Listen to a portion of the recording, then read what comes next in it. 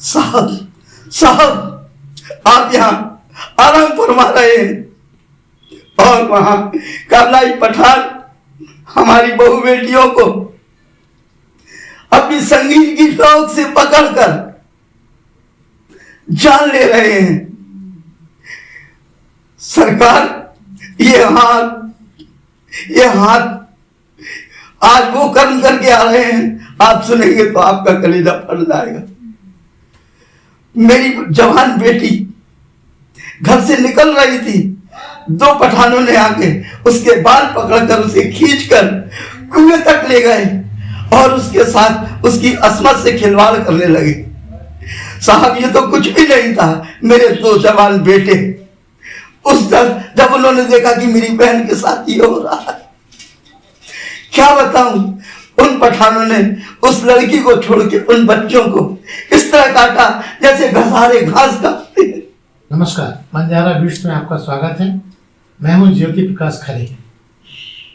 आज हम आपको मिला रहे हैं एक ऐसे रंगकर्मी से जो बुंदेलखंड में परिचय के बिल्कुल भी मोहताज नहीं है।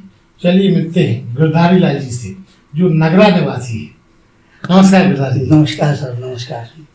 गिरधारी जी, जैसा कि हमने अभी अपने दर्शकों को बताया कि आप रंगकर्मी हैं, तो आपकी इस अभिनय की यात्रा कब से शुरू हुई? सर मेरी अभिनय की यात्रा सन 68-69 में शुरू हो गई थी जी। और पहला मेरा मंच नगरा कस्तूरबा इंटर कॉलेज, जो पहले हाई स्कूल तक था, वहाँ एक प्रेम नाट्य समिति हुआ करती थी जो रामलीला किया करती थी। और उस रामलीला में मेरा पहला रोल मंथरा जी से स्टार्ट हुआ। तो इतना खतरनाक पात्र आपको निभाना पड़ा? हाँ, उस वक्त यौवन भी था और लगता था कि हम कुछ कर जाएंगे, कुछ नया करें। और नया करने के साथ साथ सोच रहा था कि शायद हो सकता है मेरी यात्रा यहाँ से प्रारंभ हो। और उस मंच को मैं सादर नमन करते हुए आगे बढ़ा। उसी मंच की बदौलत आज आप मेरे इंटरव्यू पर हैं। मुझे बहुत खुशी। कितने बरस आपने मंत्रा का रोल अदा किया? मंत्रा मैंने केवल 2 साल किया।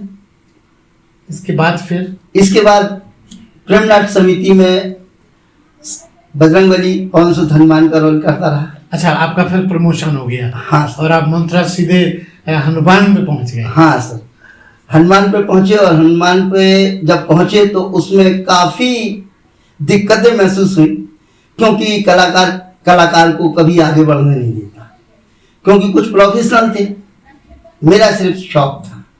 और प्रभु नाम लेना कोई बुरी चीज नहीं। आपको हनुमान जी का जैसे आपको अभिनय करना पड़ा, तो उसमें किस तरह की सावधानियां रखनी पड़ी? सावधानी ये रखनी पड़ी कि जब हमारा हनुमान जी का श्रृंगार बदन पर होता था, उस दिन से हमें टोटल ब्रह्मचर्य रखना पड़ता था, किसी भी तरह का व्यसन नहीं करना पड़ता था। और कभी जब तक हमने हनुमान जी का काम किया, जब तक हमारा रोल चलता रहा, हमने कभी भी खटिया ग्रहण नहीं किया। नीचे ही सोए, नीचे ही उठ के खड़े हुए। और दशहरा संपन्न होते, राज तिलक कराते के बाद फिर हम अपने वेश में आते थे।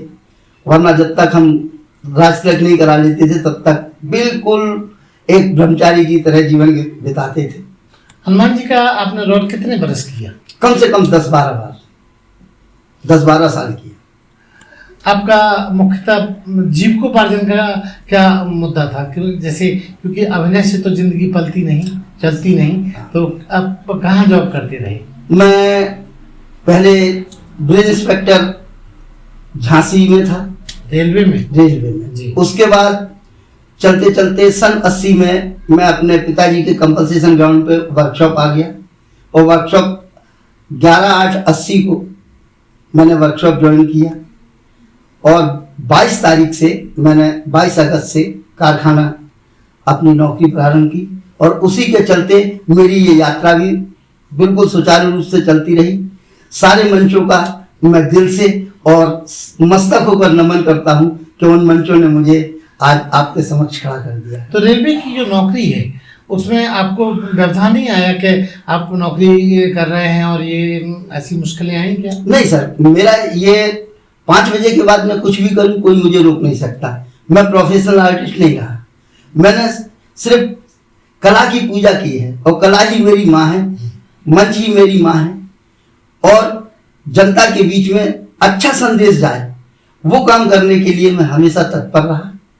और कहाँ आपने मंच शेयर की, मंच पे आपने अभिनय प्रस्तुत किया? मैंने झांसी के अलावा भी? झांसी के अलावा बॉम्बे में भी रेलवे की तरफ से टीम लेकर गया, सांस्कृतिक अकादमी की, DRM ऑफिस में तरंग ज्योति किया, सुरेंद्र तिवारी जी जो मानिक चौक में हैं, कन्हैया कैसेट में बहुत अच्छे आर्टिस्ट भी रहे हैं और मेकअप मैन भी रहे हैं, उनके साथ एक लाल फूल की थी हमने, वहाँ महाकालेश्वर पे शूट किया था। इलाहाबाद भी कई बार गए, इलाहाबाद से भी प्राइज लेकर आए। धीरे धीरे नाटकों का रुझान बढ़ता गया और नाटकों में भी मेरा विलन का ही काम रहा। अच्छा। दूसरा, इसी के चलते चलते हमारे श्री किशन सिंह आजाद जी जो क्रांत वाहिनी चंद्रशेखर आजाद 7-8 से जुड़े रहे, उनके साथ निस्वार्थ सेवा भाव से हम दोनों भाइयों ने बहुत प्ले किए और सारी जयंतियां क्रांतिकारियों की मनाते रहे सीता होटल के पास और 7-8 तट पर। अच्छा, अब आप मुझे ये बताइए कि आपने फिल्मों में भी काम किया, वेब सीरीज में भी काम किया, ऐसा पता चला है? हाँ, फिल्मों में काम करने का एक नया औचित्य था हमारा कि यहाँ से हम ड्यूटी पर अपने ऑनलाइन जाते थे। अब सामने वाला हमें शूट कर रहा है, वो हमें दिखा रहा नहीं दिखा रहा है, हमें उससे मतलब नहीं। हम गए, अपना काम करके चले आए। कुछ फिल्में डब्बे में रह गई, कुछ आई तो एडिटिंग में निकल गई, लेकिन नाम चलता रहा। उसके बाद धीरे धीरे हमारा नाटकों का सफर भी चला। उसके बाद हमारे बेटे की तरह हैं आरिफ जी, वो भी हमसे जुड़े रहे। हमने झांसी शहर में 2 साल तक प्रत्येक रविवार को, जैसा आज रविवार है, हर जगह जाकर एक नुक्कड़ करते थे, भारत की आवाज, और उसमें हम लोगों की स्क्रिप्ट नहीं हुआ करती थी। अच्छा। हम लोग आमने सामने संवाद करते थे, तुरंत जो भी बोलना है सामने बोलेंगे और मुद्दे लेकर बोलते थे, जो ज्वलंत मुद्दे होते थे उन पर चलते थे। फिर रेलवे की तरफ से हमने राई भी खेली। अच्छा। राई के मंच भी किए, आरिफ सैडोली के साथ राई के मंच किए। धीरे धीरे हम फिर आगे बढ़े, हमारा रेलवे जोन बदला, हम लोग इलाहाबाद आए, मुंबई से इलाहाबाद आए। जी। इलाहाबाद हम एक प्ले लेके गया, उस प्ले में भी हमारा बहुत कट्टर विलन का रोल था, जिसमें मैं एक सीधे साधे माँ बाप का शराबी बेटा बना था और उस शराब की एक्टिंग पर मुझे GM साहब ने 1500 रुपये का पुरस्कार व्यक्तिगत रूप से दिया। अरे बहुत बहुत बधाई है। और ये 2004 की बात है। अच्छा, जैसा कि आपने हमारे साक्षात्कार के दौरान आपने चर्चा की कि आपको ज़्यादातर विलन का रोल मिलता था। हाँ। तो ऐसा क्यों था? आपकी कदकाठी को देख के या आप चाहते थे कि आप डरावने बने? नहीं, ऐसा कुछ नहीं था। मैंने सीधे रोल भी किए हैं। वृंदावन लाल वर्मा जी का एक प्ले था हमारा, कश्मीर का कांटा। उसमें मैंने अपनी उम्र से कम तिगनी उम्र के वृद्ध का रोल किया था और उसमें दिखाया था कि काबिलाई पठान हमारे घरों को किस तरह से तहस नहस कर रहे हैं।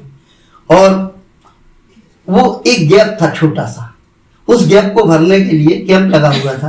कैंप में वहाँ 2 ऑफिसर बैठे हुए बात कर रहे हैं, वहाँ मेरी एंट्री होती है। वो मेरा खुद का लिखा हुआ डायलॉग था और वो डायलॉग इतना फेमस हुआ, इतना प्रसिद्ध हुआ कि वृंदावन लाल वर्मा जी के यहाँ सब मुझे दद्दा कह के बुलाने लगे। तो हमारे दर्शकों को वो डायलॉग अपनी अदा के साथ सुनाइए। कश्मीर का कांटा आपको लेके चलता हूँ। मंच था हमारा मेडिकल ऑडिटोरियम, वहां पर 2 जवान अपना रिलैक्सेशन कर रहे हैं, बैठे हुए तो थके हुए हैं क्योंकि चारों तरफ सर्च हो रहा है। उसी वक्त एक बुढ़े की एंट्री होती है और उस बुढ़े के रोल में मैं था। अच्छा। मैंने वहां पर उनसे बोला, साहब आप यहाँ आराम फरमा रहे हैं और वहां काबलाई पठान हमारी बहू बेटियों को अपनी संगीत की शौक से पकड़कर जान ले रहे हैं। सरकार, ये हाथ आज वो कर्म करके आ रहे हैं, आप सुनेंगे तो आपका कलेजा फट जाएगा। मेरी जवान बेटी घर से निकल रही थी, 2 पठानों ने आके उसके बाल पकड़कर उसे खींचकर कुएं तक ले गए और उसके साथ उसकी अस्मत से खिलवाड़ करने लगे। साहब, ये तो कुछ भी नहीं था। मेरे 2 जवान बेटे उस जब उन्होंने देखा कि मेरी बहन के साथ ये हो रहा है, क्या बताऊं, उन पठानों ने उस लड़की को छोड़ के उन बच्चों को इस तरह काटा जैसे घसारे घास काटते हैं। सरकार, आप तो यहाँ आराम फरमा रहे हैं, मैं इन हाथों से अपने 3 बेटों को दफन करके आ रहा हूं। मेरे कश्मीर को बचा लो, मेरे कश्मीर को बचा लो, नहीं तो ये आताताई मेरे कश्मीर का नाम भारत के पन्ने से खत्म कर देंगे। बहुत शानदार। आपके अभिनय में वाकई आंखें नम हो जाती हैं, आपकी खुद भी हो गई, मैं देख रहा हूँ। कलाकार इसी को कहते हैं कि वो जीवंत स्थिति पैदा कर देता है। आपका इसके अलावा, अभिनय के अलावा और क्या क्या शौक रही? मेरा कोई भी ऐसा शौक नहीं रहा, सिर्फ अभिनय के साथ जीता रहा हूं। उसी को देखते हुए अभी सितंबर में गणेश विसर्जन हो रहा था, मुझे कॉल आया, सचिन चौधरी जी एक वेब सीरीज तैयार कर रहे हैं, बुंदेली बौछार वाले। तो उन्होंने किसी से बोला कि मुझे एक ओरिजिनल पठान चाहिए। तो मेरे दोस्तों ने क्या, मेरे छोटे भाई की तरह अजय साहू जी, जो बुंदेली के मोहताज नहीं है, और बुंदेली उनसे जानी जाती है इस झांसी में, और बुंदेली फिल्मों का जो आगाज हुआ उन्हीं से हुआ। उन्होंने मुझसे कहा, बड़े भैया आप कहाँ हो? मैंने कहा मैं इस वक्त गांव में हूँ। चले आप कहीं भी हो आ जाइए, आपको मुझे भाड़ में ठोकना है। अच्छा, बिल्कुल यही सब थे उनके। मैंने कहा ठीक है। मैं रात को रुका, सुबह तुरंत उठा, घर आया, कपड़े लेके मैंने ये नहीं पूछा क्या करना क्या नहीं करना, क्योंकि कला ही मेरी जीवन है, कला ही मेरी जान। वहां पहुंचे तो सचिन चौधरी जिस वक्त मुझे देखा, अजय जी से कंधे पे हाथ रख के कहते हैं और राष्ट्रवादी से कि आपने मुझे ओरिजिनल पठान दिया है। उन्होंने मुझे अपनी वेब सीरीज में बुंदेलखंड में आजाद सिराजुद्दीन जी का रोल दिया। उसमें भी एक बहुत इमोशनल शॉट था, उस शॉट को शायद पूरी फिल्म में सबसे अच्छा शॉट माना गया। उसका भी कुछ अभिनय आप हमें दिखा सकते हैं, बता सकते हैं? कोशिश करूंगा, हो सकता है सही आ जाए। मैं और मेरे 2 साथी और आजाद जी बैठे हुए हैं। आजाद जी वेशभूषा चेंज है, उनका नाम हरिशंकर है, वो मेरे यहाँ काम करते हैं। तो वहां पर हम लोग, मैं बहुत परेशानी में बैठा हूं, तो मुझसे दोनों आके बोलते हैं, चाचा क्या बात है, क्यों परेशान है? तब मैं उनसे कहता हूं, बेटा तुम्हें मालूम नहीं, आपकी बहन का और मेरी बेटी का निकाह तय हो गया है, लेकिन सारा इंतजाम हो गया है, सिर्फ घी आना बाकी है, और घी लाने में जान के लाले पड़ जाएंगे। मुझे समझ में नहीं आ रहा है मैं अपने बारातियों का कैसे स्वागत करूंगा। बेटा बस घी का इंतजाम करवा दो और मुझे कुछ नहीं चाहिए। तो वहां हरिशंकर के रूप में जो चंद्रशेखर आजाद जी थे, वो कहते हैं, चाचा बस इतनी सी बात, चिंता मत करो, वो आपकी बेटी नहीं हमारी बहन, हम उसके लिए घी का इंतजाम करेंगे। तब उनसे मैं कहता हूं, देखो चंद्रशेखर, हरीशचंद्र, ध्यान रखना, ओरछा की पुलिस बहुत खतरनाक है, जान से मार देती है। मुझे घी नहीं चाहिए, मेरी बेटी का निकाह हो अथवा नहीं हो, मुझे उसकी तमन्ना नहीं है, लेकिन मैं अपना बेटे समान भाई खो नहीं सकता।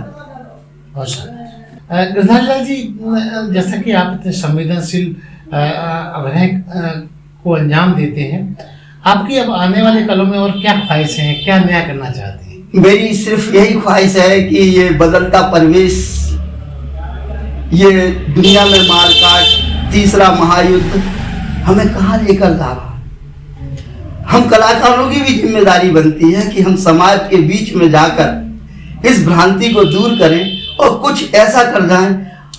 अगर हमारा संदेश एक तक भी पहुंचता है भीड़ में, तो 1 से 2 तो हो जाएंगे। 100 से 0 होने में टाइम नहीं लगता, क्योंकि भीड़ बहुत होती है। अगर हम 100 आदमियों की भीड़ में एक आदमी को समझा लेते हैं, तो हमारा कहना और हमारी सोच सार्थक होती है। हम यही चाहते हैं कि मेरा भारत, मेरा देश, मेरे सारे रंगकर्मी अपनी एकजुटता होकर जब एक शायर कलम उठाकर देश को हिला रख सकता है, तो हम क्या अपने अभिनय से देश को बचा नहीं सकते? सिपाही सीमा पर लड़ रहा है, हम गली कूचों में अपने भाइयों को बचाने में क्या उनका मदद नहीं कर सकते?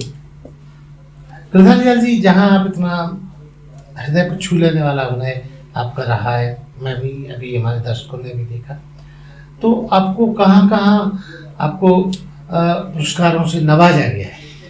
पुरस्कार के लिए सर मेरे को 2 बार बॉम्बे से अवार्ड मिला, ADGM अवार्ड भी था, GM अवार्ड भी था। इलाहाबाद जब जोन हुआ तो वहां से भी अवार्ड मिला। काफी प्रस्तुति पत्र हैं, लेकिन देखिए साहब, प्रस्तुति पत्र से पेट तो भरता नहीं है। लाखों प्रस्तुति पत्र इकट्ठे कर लें, लाखों संवेदनाएं इकट्ठी कर लें, जरा सा गलत निर्णय सारे कैरेक्टर को धूमिल कर देता है। तो मैं ये नहीं चाहता हूं। मैं आपके माध्यम से अपने सारे रंगकर्मियों को जो जहां हैं, जिस हाल में हैं, आए एकजुट होकर देश की अखंडता को और अपनी कला को बचाने में। जो हमारी विरासत खत्म होती जा रही है, लोग जिसे भूलते जा रहे हैं। देखिए, फिल्म एक ऐसी चीज होती है, फिल्म में जब तक हम सामने वाले को खुश नहीं कर लेंगे, जब तक वो हमें सूट नहीं करेगा। लेकिन मंच हमारी ऐसी माँ है, जब तक हम रेसल करते हैं, जब तक डायरेक्टर के माध्यम से चलते हैं, लेकिन जब मंच पे आते हैं तो मंच पर निकला हुआ शब्द और बंदूक से निकली हुई गोली निशाने पर ही लगती है। और कोशिश यही होती है कि हमारा हर वाक्य हमारे दर्शकों तक पहुंचे। उनका आशीर्वाद हमें यहाँ तक खड़ा करता है और उनकी चाहत ही हमें यहाँ तक लाई है। मेरा सभी मेरे चाहने वालों को और मेरे जितने भी रंगकर्मी हैं, सबकी ओर से मैं आपका और आपके चैनल का बहुत बहुत धन्यवाद करता हूँ। कृष्णलाल जी, एक बड़ा चटपटा सवाल जो मैं पूछे बिना रह नहीं पाऊंगा। अगर आपका एक रूमानी सवाल है मेरा, अगर आपका अगला जन्म होगा तो क्या आप वापस गिरधारी लाल जी बनकर ही आना चाहेंगे, और वो भी इस तरह के अभिनय करते हुए, या कुछ और नया अपने आप में मॉडिफिकेशन रखना चाहेंगे? देखिए, कुम्हार घड़ा बनाता है, पकाना उसकी जिम्मेवारी होती है। मेरी तो माँ आज भी रंगमंच है, मंच से जुड़ा हूँ, मंच का मैं बेटा हूँ, सरस्वती का पुजारी हूँ, सरस्वती गले में है। यदि मैं पूर्व जन्म लेकर भी आया तो मैं उस माँ से यही कहूँगा, मुझे कलाकार ही रहने देना, मुझे कलाकार ही रहने देना। हर जन्म में कलाकार ही रहूं और मेरी जैसी पत्नी मुझे मिले, जिसका मुझे बहुत सहयोग मिला, उसने मेरा साथ दिया। ये थे गिरधारी लाल जी, जो अपने अभिनय की यात्रा को बंजारा बीट्स के साथ शेयर कर रहे थे। गिरधारी लाल जी, बंजारा बीट्स से बात करने के लिए बहुत बहुत धन्यवाद। आपका भी बहुत बहुत धन्यवाद, और आपके चैनल को, आपके सारे टेक्नीशियनों को आज की होली की शुभकामनाएं के साथ आपका बहुत बहुत धन्यवाद। इस चैनल को लाइक और सब्सक्राइब करना ना भूलें। देखते रहिए बंजारा बीट्स।